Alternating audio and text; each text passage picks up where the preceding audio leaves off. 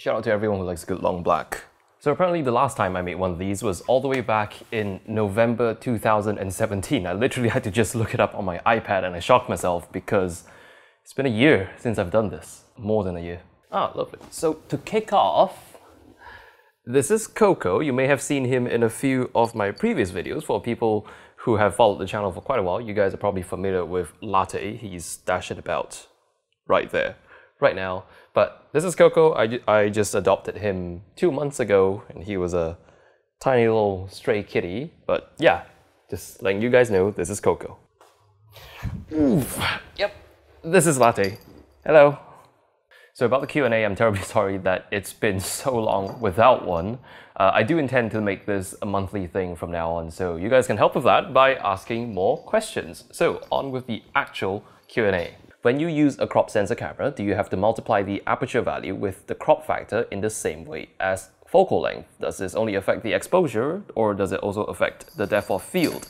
Are the f values written on EFS lenses real values or just 35mm equivalents of them? Very, very good question. Definitely something that confused me quite a bit while I was starting out as well. Now, to answer your question, the aperture value of a lens is completely independent of a camera's sensor size. So if you're using an f2.8 lens on whatever sensor size, micro four thirds, APS-C crop, full frame, medium format, large format, it stays f2.8, it never changes. The f number is the number you get by dividing the focal length by the lens's actual iris diameter. So that does not affect exposure. Using different sensor sizes merely changes the field of view you get with a particular focal length, which is why there's terms like 35mm equivalent to calculate an equivalent focal length to make up for that lost or extra field of view. Now, you may have seen some other educational videos on the internet telling you that you should multiply the lens's maximum aperture by the crop factor of the sensor you are using it on.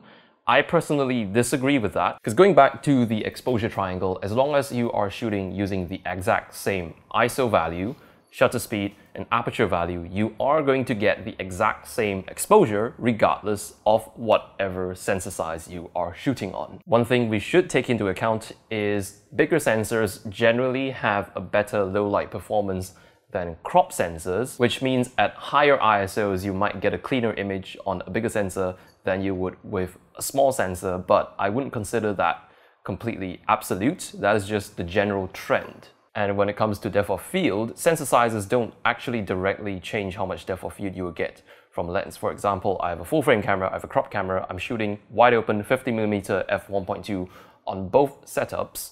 And then you go ahead and measure the actual thickness of the focal plane in millimeters, you're going to get the same value for both setups. It's simply like taking the image from the full frame setup and then cropping the image in post 1.6 times in to get the framing you would get with the crop setup. So the depth of field is the same, but it is easier to get a more bokeh-licious photo on a full frame camera than a crop camera, because like we said just now, if we used a 50mm on a crop camera, and I wanted to get that same framing using a full frame camera, I can increase my focal length to 80mm, and that would decrease my depth of field, resulting in a stronger background blur. So it's not actually the difference in sensor sizes that changes how much depth of field you get, it's the compensation of focal lengths by increasing or decreasing the focal length to make up for the shift in field of view that actually results in a different amount of background blur. I hope that answers your question. If there's any parts you still don't understand, feel free to let me know in the comments. I also just found out that the community tab is not available on iPad, apparently.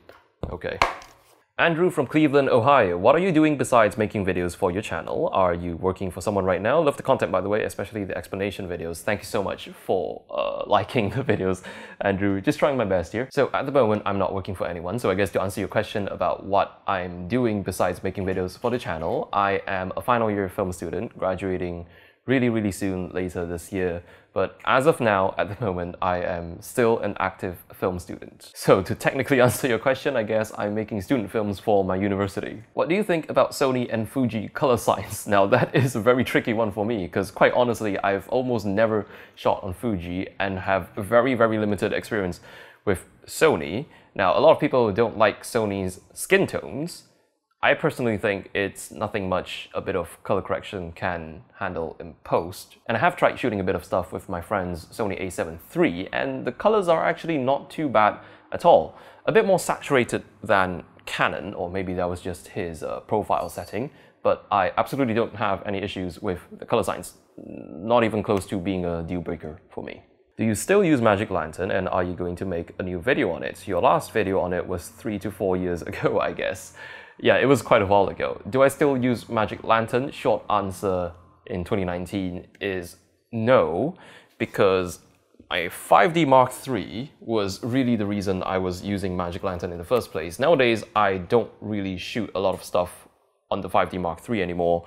I've mainly switched to the EOS R, that's my daily camera, and for more video-centric stuff like this video right here, I'm shooting on the Canon CE100 Mark II, and the feature sets of these two cameras are enough for my workflow without needing the extra things brought in by Magic Lantern. Plus, I don't think it's even available for these two cameras. Am I going to make a new video on Magic Lantern? At the moment, probably not. But in the future, if there is a very new, groundbreaking, game-changing feature offered by Magic Lantern, no coffee for you, Coco, I might then consider perhaps covering that. Love your info videos. Tell me how to take sharpest pictures in low light without flash on Nikon cameras. That's oddly specific. So shooting photographs in low light, if you don't have a lot of moving subjects, the best thing to do would be to increase your exposure time and keep your camera steady. That way you get the cleanest image. So bring a tripod if you can, and if you don't want to bring a tripod, try and at least have with you a monopod. That will help so much in keeping your camera steady.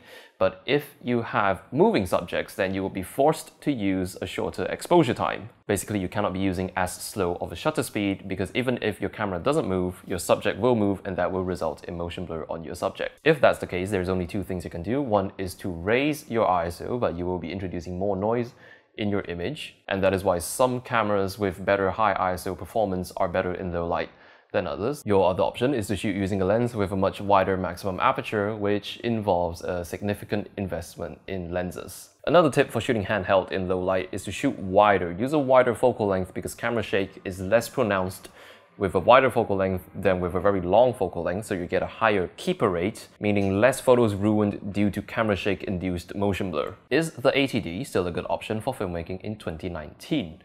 Quite honestly, not really, because the ATD is still worth quite a bit of money in 2019. It is a bit expensive given how little features it has to offer in 2019, in my opinion. I would easily put the EOS M50 as a better and cheaper filmmaking camera than the ATD. Given the price point of the ATD, I would probably just pay a bit extra and get a Sony mirrorless camera for filmmaking. What is the best budget macro and long distance lens for a Canon 70D? For macro photography, probably the EFS 60mm macro, great lens for the price. Now, long distance lens, probably the EFS 55-250 IS, very affordable lens, nothing terrible in terms of optics, and the IS helps very, very much in such a long zoom lens. So that's it for today's Q&A questions. I will make another one in a month's time, so if there's any question you would like me to answer in the upcoming Q&A video, just leave them in the comment section down below of this video, or use the hashtag AskZ across any video, any post on any of my social media channels. So that's it for today, everybody. Thank you so much for watching, and I will see you in the next video.